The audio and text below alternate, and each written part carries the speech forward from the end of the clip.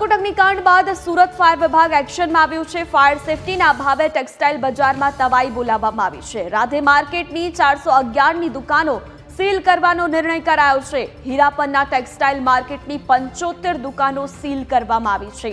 ઓમ textile માર્કેટની 75 દુકાનો seal કરવામાં આવી છે। આ સાથે વરાછામાં કમર્શિયલ કોમ્પ્લેક્સની 57 દુકાનો સીલ કરવાનો નિર્ણય કરવામાં આવ્યો છે।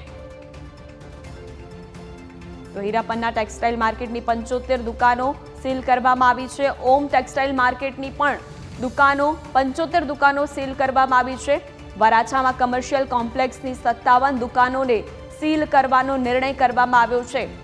તો અગ્નિકાંડની દુર્ઘટના બાદ તંત્ર સફાળું જાગ્યું છે।